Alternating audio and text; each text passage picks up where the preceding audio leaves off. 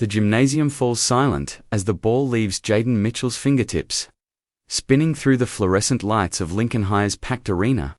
3 seconds left on the clock, his team down by 1, and every eye in Cedar Falls, Iowa watching.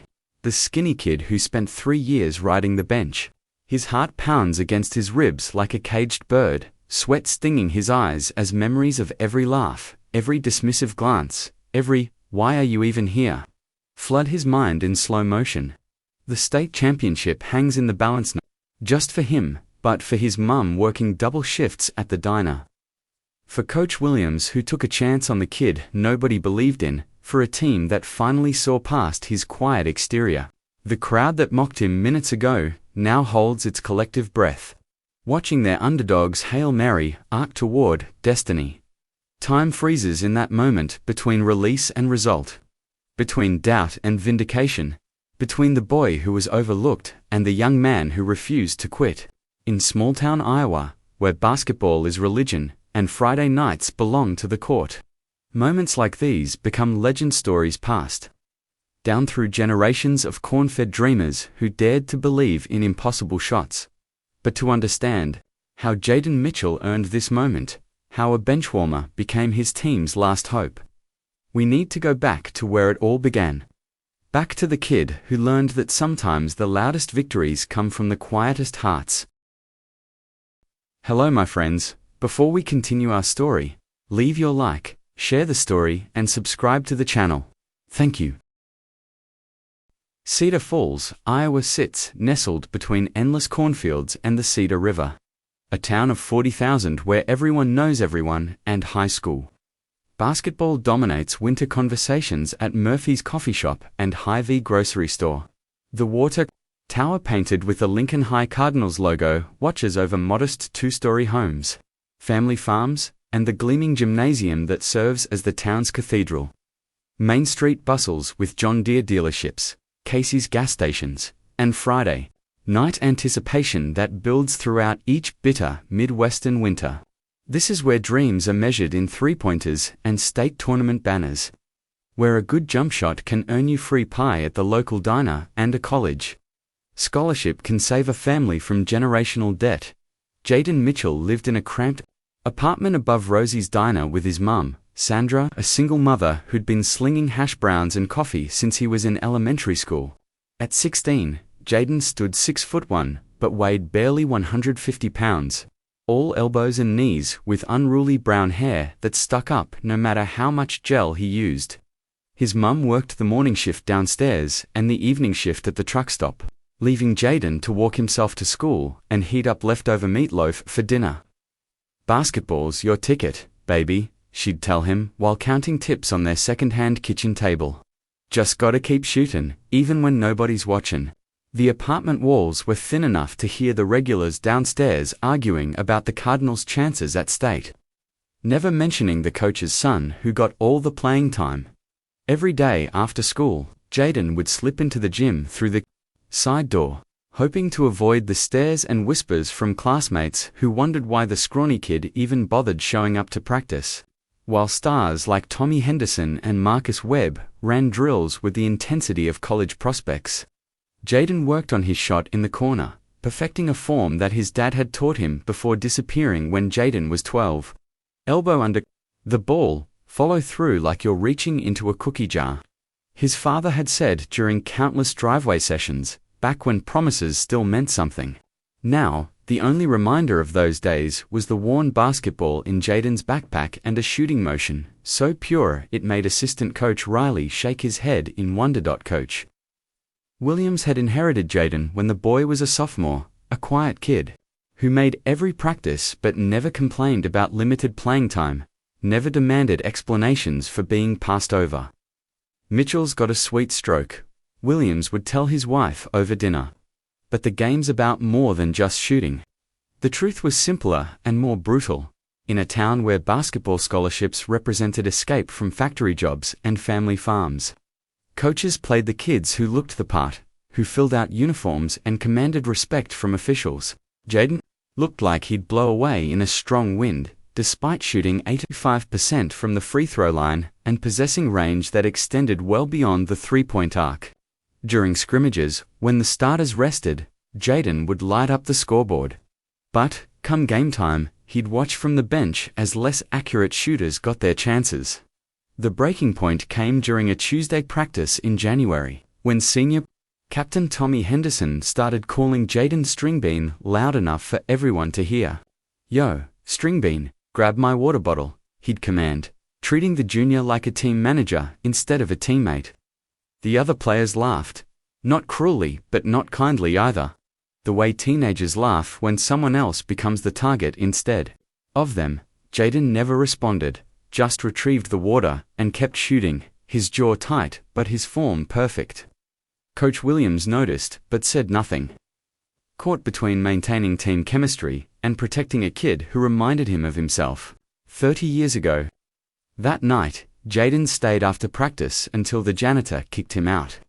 Shooting alone under the dim emergency lights, each make a small act of defiance against every person who'd written him off. The real test came during the annual Blue Scrimmage, the team's intra-squad game that drew packed crowds and local media coverage. Essentially a tryout for playing time in front of the entire community. Jayden found himself matched against the varsity starters, expected to provide token resistance while the stars showcased their skills for college scouts. Instead, he scored 18 points in the first half, hitting contested threes and driving past defenders who'd underestimated his quickness. The gym buzzed with surprised murmurs as parents who'd never noticed him before started asking, "Who's that Mitchell kid?" But in the second half, Coach Williams pulled him early, giving more minutes to seniors who needed the exposure, and Jayden's moment faded into just another practice. Footnote: walking home that night through Cedar Falls' snow-covered streets, past the Casey's, where his classmates gathered after games he'd watched from the bench, Jayden made a decision that would change everything.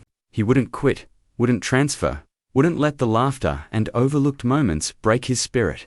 Instead, he'd keep showing up, keep shooting, keep believing in the possibility that his moment would come when his team needed him most. In his pocket, he carried his phone with 17 missed calls from his mum, who'd heard about his scrimmage performance from customers at the diner, her voice cracking with pride when he finally called her back. "Baby, I knew this day would come." The opportunity arrived, disguised as disaster, on a frigid February morning when starting point guard Marcus Webb collapsed during wind sprints, clutching his knee and screaming loud enough to echo through the empty gymnasium. The MRI revealed a torn ACL, ending his season and leaving a gaping hole in Coach Williams' rotation just weeks before the district tournament. As Marcus was helped off the court, his college scholarship dreams crumbling with each hobbled step, Jayden felt the familiar mix of sympathy and selfish hope that opportunity brings to those who've waited in the shadows. "Looks like Stringbean might actually see some action," Tommy Henderson muttered to his teammates, but there was less mockery in his voice now, replaced by the nervous realization that their championship hopes might rest on the kid they'd dismissed. Coach Williams called Jayden into his office that afternoon, the walls covered with faded newspaper clippings and team photos dating back to the 1980s, when the Cardinals last won a state championship. "Son, I'm gonna be straight with you," Williams said, leaning back in his creaky chair. "You've got 2 weeks to prove you belong on this court, because Marcus's injury means you're our new sixth man."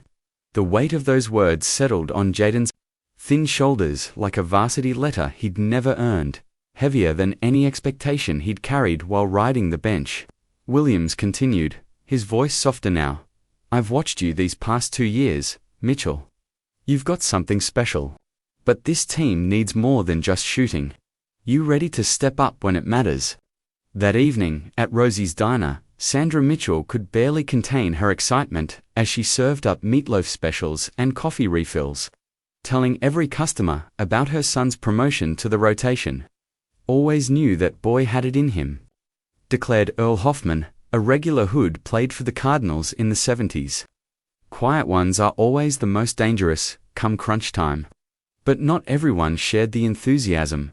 Jayden overheard conversations at school about the team's championship chances taking a hit, about how Coach Williams was desperate to play the benchwarmer, about whether the skinny kid could handle the pressure of real competition. The Dowd followed him through Cedar Falls High's hallways like a shadow, whispered behind locker doors, and typed into group texts he wasn't included in. The cultural barriers hit harder than any defender ever could, revealing the invisible lines that divided Cedar Falls' basketball hierarchy.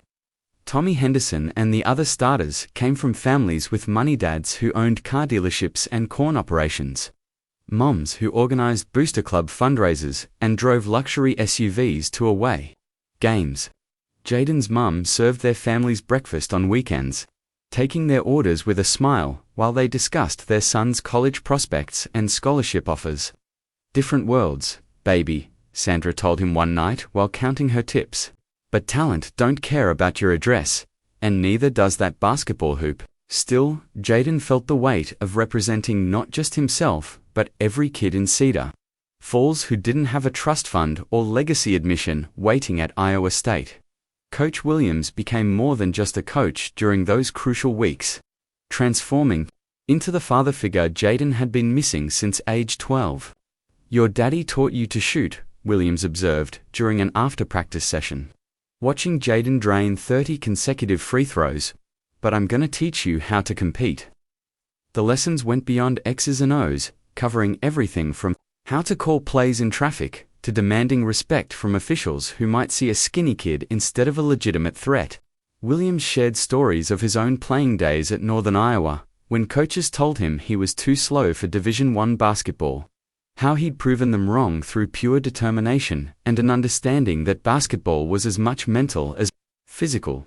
The first taste of real success came during a February scrimmage against crosstown rival Cedar Rapids, Washington. When Jaden entered the game with his team trailing by 15 and the crowd already heading for the exits, Coach Williams drew up a play designed to get Tommy Henderson an open look. But when the defense overplayed the star, Jaden found himself with the ball and 3 seconds to make a decision. His three-pointer from the top of the key swished through the net so cleanly it barely moved the chains, and suddenly the gym that had been emptying started filling back up. He hit 4 more threes in the final 8 minutes, leading a comeback that had his teammates chest-bumping him at center court and Coach Williams grinning like he'd discovered buried treasure. The pressure intensified immediately, with local sports reporters asking Coach Williams about his secret weapon and opposing coaches studying game film of the bench player who'd suddenly become a legitimate threat. Jaden's phone buzzed with friend requests from classmates who'd never spoken to him, and college scouts started showing up to practices, their presence both thrilling and terrifying. "Don't let it go to your head, Mitchell," Tommy Henderson warned him after practice, but there was respect in his voice now. The grudging acknowledgement that the team's success might depend on someone he'd underestimated. Sandra started keeping a scrapbook of newspaper clippings, her pride evident as she showed them to customers who ordered their morning coffee with a side of local basketball gossip. The decision point arrived during the final week of the regular season, when Coach Williams pulled Jaden aside after a particularly intense practice and offered him something he'd never expected: a starting position. "Marcus isn't coming back this season, and you've earned this spot," Williams said, his hand heavy on Jaden's shoulder. "But starting means everything changes, the expectations, the pressure, the spotlight. You ready for that responsibility?" Standing in the empty gymnasium where he'd spent countless hours shooting alone, surrounded by championship banners that represented generations of Cedar Falls dreams, Jaden looked into his coach's eyes and nodded. He was ready to step out of the shadows and into the bright lights of Iowa high school basketball. Ready to prove that sometimes the best players are the ones nobody sees coming. Asterisk, asterisk. The two-a-day practices in preparation for districts felt like basketball boot camp, with Coach Williams pushing his players through conditioning drills that left even the fittest athletes gasping for breath in the stuffy gymnasium. Jaden arrived each morning at 6 a.m., joining teammates who'd grown up together since elementary school. Their easy camaraderie, a constant reminder of his outsider status. "Ope, sorry there," Mitchell Marcus Webb would say, bumping into him during water breaks. The Minnesota passive aggression that passed for hazing in Iowa high school sports. The afternoon sessions focused on game situations, with Williams running the same plays over and over until muscle memory replaced conscious thought, preparing his team for the pressure cooker environment of tournament basketball where one mistake could end a season. Academic pressure mounted alongside the physical demands.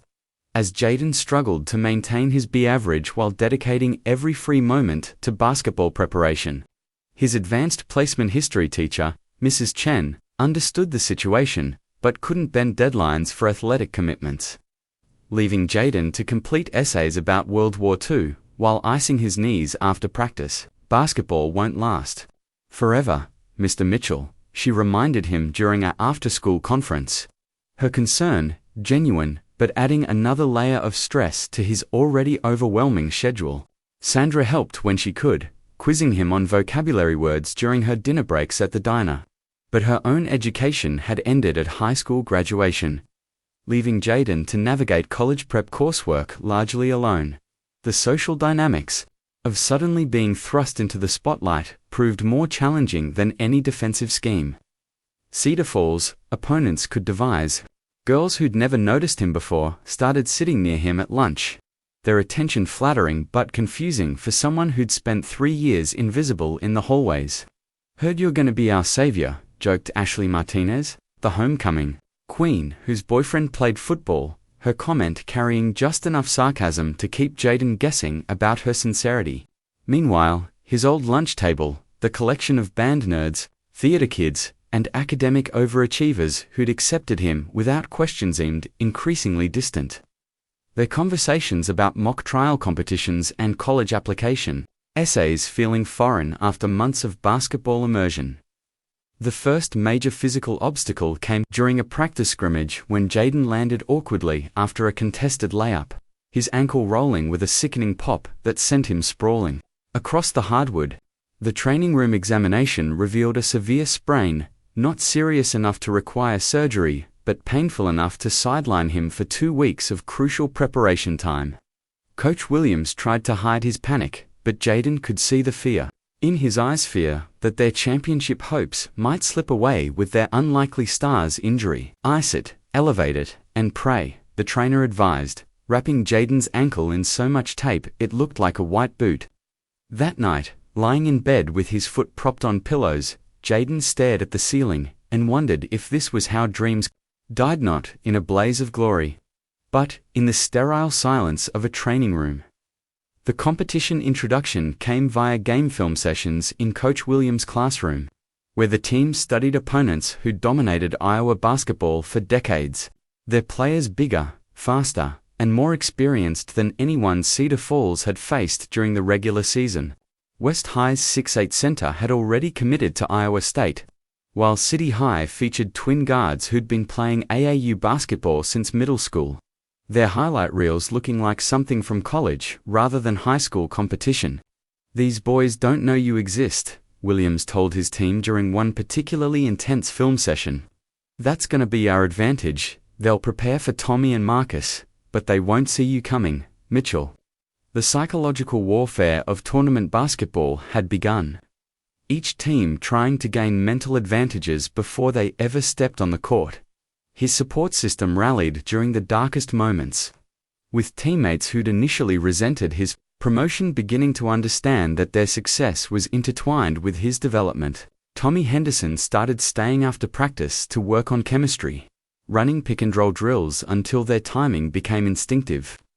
"Look, Stringbean," he said one evening, using the nickname that had lost its sting, "I want to win state. More than anything, and if that means depending on you, then you better not let us down." Sandra organized a prayer circle at Rosie's Diner, recruiting regular customers to send positive energy toward her son's healing ankle, their faith both embarrassing and touching in its earnestness. Even Mrs. Chan offered to provide extra credit opportunities to help maintain his GPA during the tournament run. The rock-bottom moment arrived during Jaden's first game back from injury, when he shot 2 for 11 from three-point range in a crucial district semifinal against Iowa City West. His confidence shattered and his ankles still tender enough to affect his normally perfect shooting form. The gymnasium that had erupted for his comeback story fell silent as shot after shot clanged off. The rim, opposing fans starting to chant overrated every time he touched the ball. Coach Williams kept him in the game despite the struggles, believing in his player even when Jayden had stopped believing in himself. Walking to the locker room after a narrow victory that felt like defeat, Jayden heard a familiar voice from the stands. "That's my boy." Sandra shouted over the crowd noise, her pride undiminished by his poor performance. "Still my champion." In that moment, surrounded by disappointed teammates and his own crushing self-doubt, Jayden realized that some victories couldn't be measured on scoreboards, and some support couldn't be broken by missed shots. Asterisk. The life-changing insight arrived at 2 a.m. during a sleepless night before the district championship. When Jayden finally understood what his father had meant years earlier about shooting with your heart, not just your hands. Lying in his narrow bed above Rosie's diner, listening to the late-night truckers ordering coffee and pie downstairs, he realized he'd been so focused on proving himself to others that he'd forgotten why he fell in love with basketball in the first place. It wasn't about silencing critics or earning respect. It was about the pure joy of watching a perfectly arced shot find its target. The meditation of repetitive motion, the simple pleasure of doing something beautiful in an often ugly world. "Stop trying so hard to be what they expect," he whispered to himself in the darkness, "and just be who you've always been." The next morning brought unexpected community support in the form of a hand-painted banner stretching across Main Street. Mitchell's Miracle Run, Go Cardinals. Organized by Earl Hoffman and the coffee shop regulars who'd watched Jayden grow up in their midst. Sandra cried when she saw it during her morning walk to work, calling her son immediately to share the moment. "Baby, the whole town's behind you now," she sobbed into the phone. Her voice carrying 3 years of pride for a son who'd never stopped believing in himself. At school, Jayden found his locker decorated with encouraging notes from classmates he barely knew, their messages ranging from, "You got this?" to detailed prayers written in careful cursive by the chess club president who'd never watched a basketball game in her life. The hidden strength, revelation, came during warm-ups before the district final, when Jayden's ankle gave way completely. During a routine layup drill, sending him to the floor in obvious agony while 3,000 fans watched in stunned silence. The trainer's examination revealed what everyone feared: a re-aggravation of his sprain that should have sidelined him for the biggest game of his life. But something had changed in Jayden's mental approach. Instead of panic, he felt an odd, calm certainty that his moment had arrived regardless of physical limitations. "Tape it tight," he told the trainer, his voice steady for the first time all season. "I'm playing tonight, even if I have to crawl up and down this court." Coach Williams started to protest, but something in his players' eyes stopped him, a quiet determination that couldn't be coached or taught, only discovered through adversity. The relationships that had carried him through 3 years of bench deepened into unbreakable bonds as game time approached, with teammates who'd once dismissed him now gathering around his chair during the final pre-game speech. Tommy Henderson placed his hand on Jayden's shoulder, looking him directly in the eyes as he spoke. "Stringbean, I was wrong about you. Dead wrong tonight. We're gonna follow your lead." The gesture carried weight beyond words in the testosterone-fueled world of high school athletics, where admitting error required more courage than any physical challenge. Sandra appeared at the locker room door with a thermos of hot chocolate and a hug that smelled like bacon grease and unconditional love. "Remember what your daddy always said," she whispered in his ear. "It ain't about the size of the dog in the fight." Coach Williams pulled Jayden aside for a private conversation that would reshape everything he thought he knew about his role on the team. "Son, I've been coaching for 23 years, and I've never seen a player with your combination of skill and heart," Williams said, his voice thick with emotion. "Tonight, I'm not asking you to be Marcus Webb or Tommy Henderson. I'm asking you to be Jayden Mitchell, because that's exactly what this team needs." The strategy session that followed focused not on complex plays or defensive schemes, but on simplifying the game to its core elements. Make good decisions, take good shots, trust your teammates, and play with the joy that had carried him through countless solitary practice sessions. Williams drew up several new plays designed specifically around Jaden's unique skill set, finally acknowledging what everyone else had begun to see, that their bench player had become their most dangerous weapon. The preparation montage that followed felt like something from a movie, with the entire team staying after the official practice to work on timing and chemistry, their movements becoming more fluid with each repetition. Jaden's ankle responded to treatment better than expected, the combination of adrenaline and determination overriding pain signals that would have stopped him a month earlier. Assistant coaches filmed his shooting motion from every angle, analyzing the slight adjustments needed to compensate for his reduced mobility, while teammates ran through defensive scenarios that would maximize his impact while minimizing stress on his injury. The gym gradually emptied until only the core group remained: Jaden, Tommy, Coach Williams, and the handful of role players who understood that championship teams required everyone to sacrifice individual glory for collective success. As he walked home through the February cold, past the Casey's gas station where his classmates gathered to discuss tomorrow's game, past the farm equipment dealerships and grain elevators that defined small-town Iowa, Jaden felt a confidence he'd never experienced before.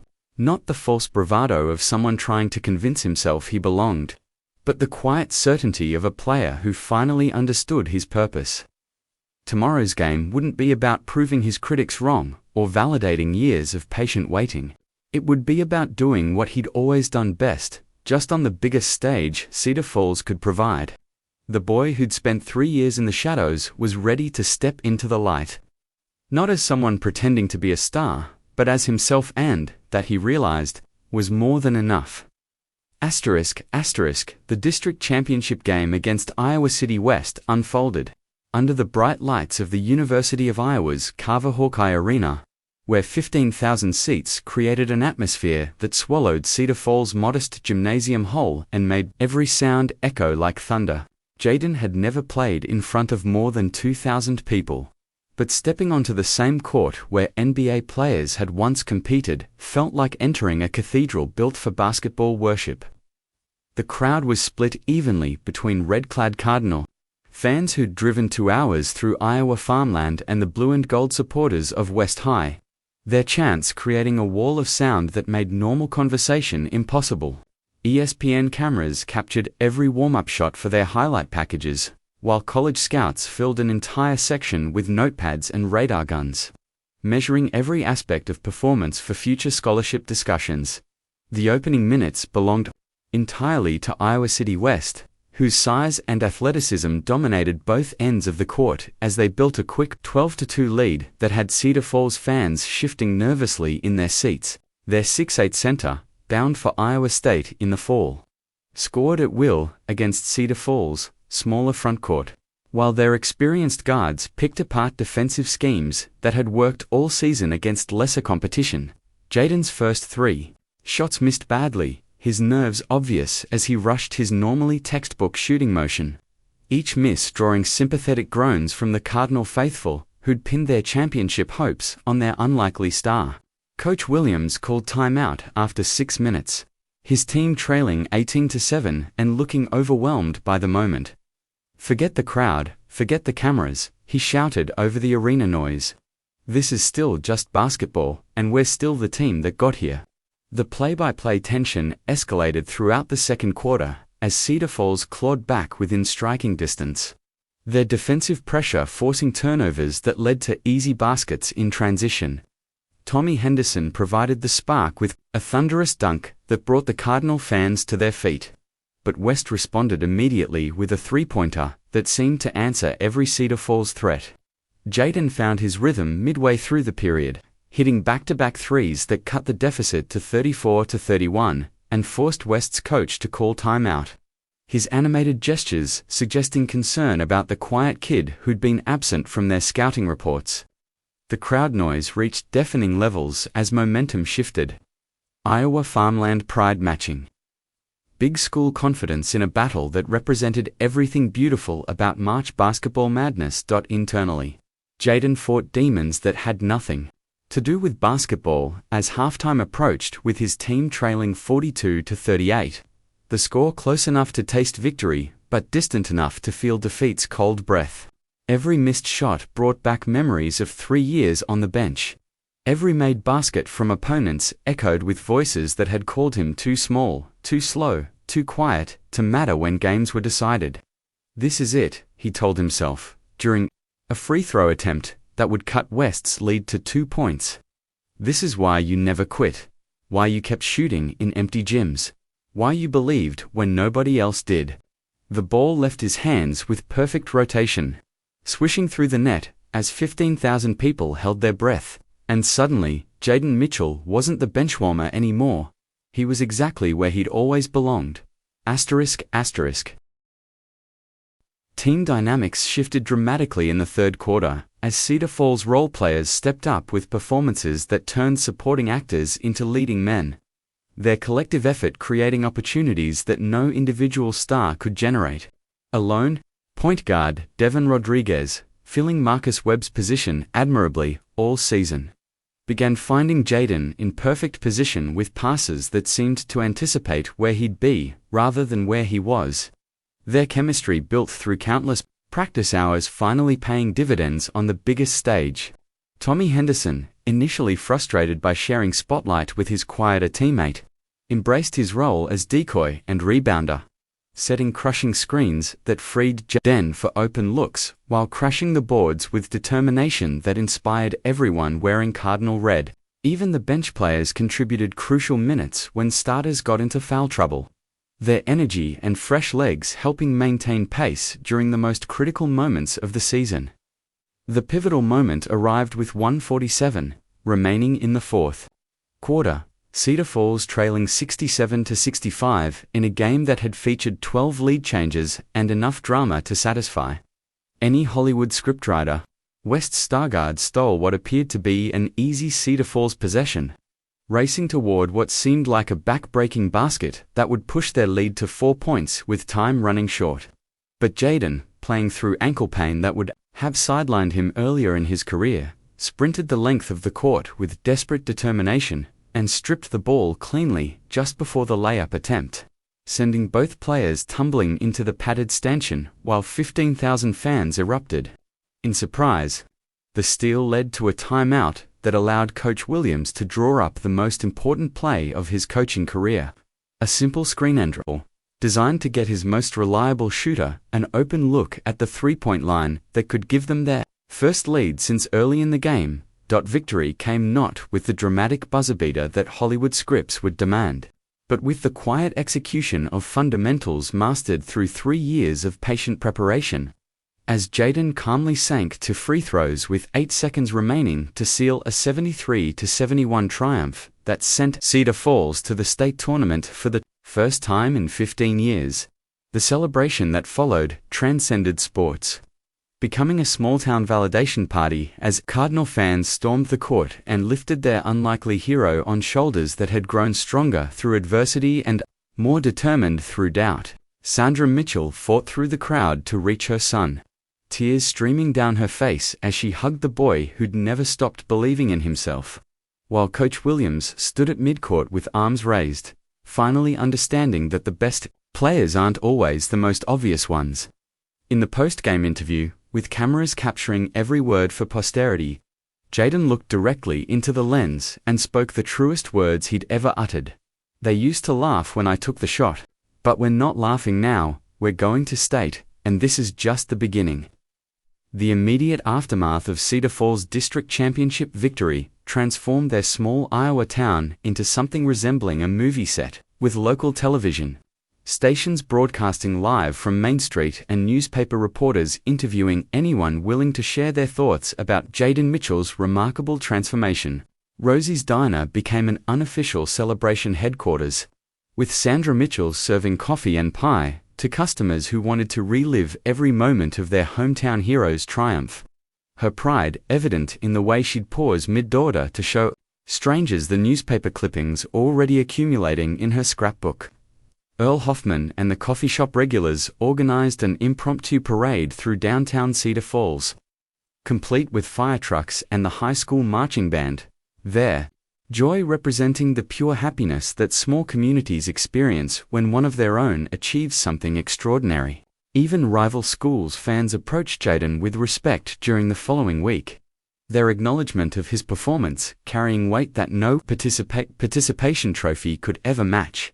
The long-term impact extended far beyond basketball statistics or tournament advancement, touching lives throughout Cedar Falls in ways that would resonate for generations to come. College recruitment letters began arriving daily, with coaches from Division II and Division III schools offering scholarship opportunities to the player they'd previously overlooked. Their interest sparked by game film that showed not just skill, but the intangible qualities that translate to success at any level. Sandra Mitchell started taking business classes at the community college. Inspired by her son's example of perseverance and motivated by scholarship money that could finally provide financial stability for their small family, Coach Williams received job offers from larger schools impressed by his ability to develop overlooked talent, though he chose to remain in Cedar Falls. Understanding that some opportunities to impact young lives matter more than career advancement or salaried increases, the life lessons learned through Jaden's journey embodied the American values that make sports such a powerful metaphor for larger struggles, proving that success isn't always about being the biggest, fastest, or most naturally gifted competitor on the court. His story demonstrated the importance of quiet persistence over flashy talent, of team chemistry over individual statistics, of believing in yourself when nobody else will take that leap of faith. The American dream lived vividly in his transformation, from benchwarmer to district champion, showing that hard work and determination can overcome economic disadvantages and social barriers that might seem insurmountable to teenage athletes from modest backgrounds. His teammates learned that leadership comes in many forms, that the loudest voice in the locker room isn't always the most important one, and that championship teams require every player to embrace their role, regardless of minutes played or shots.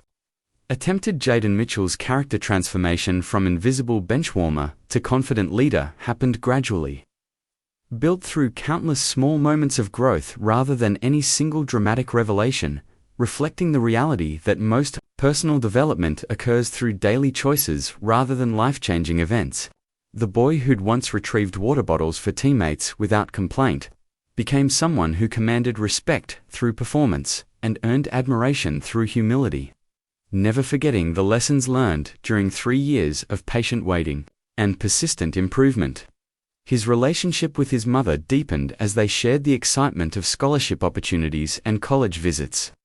Their bond strengthened by adversity overcome and dreams achieved through mutual support and unwavering faith. Coach Williams gained a son figure in Javin, while Javin found the father mentor he'd been missing since age 12.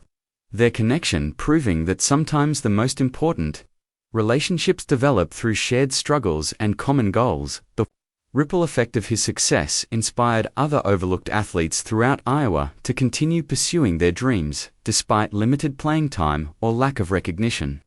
His story becoming part of local basketball folklore that would motivate future generations of small-town dreamers. Younger players at Cedar Falls High started staying after practice to work on their shooting, hoping to emulate the patient persistence that had carried their hero from obscurity to stardom. While coaches throughout the state began paying closer attention to bench players who might possess hidden talents waiting for the right opportunity. His story resonated beyond basketball, touching anyone who'd ever felt invisible or undervalued, proving that quiet determination often matters more than natural ability or favorable circumstances. The universal message, emerging from Jaden Mitchell's remarkable journey, speaks to every American who's ever been counted out, overlooked, or dismissed as unworthy of serious consideration.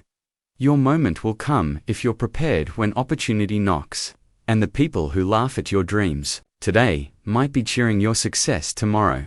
In small-town America, where basketball courts serve as stages for larger human dramas about perseverance and possibility, his story represents the timeless truth that champions aren't always the ones everyone expects, but rather the ones who refuse to quit believing in themselves when belief becomes their only remaining asset. Sometimes, the loudest victories do come from the quietest hearts. And sometimes, the best stories are written by those who were never supposed to get the chance. Asterisk, asterisk.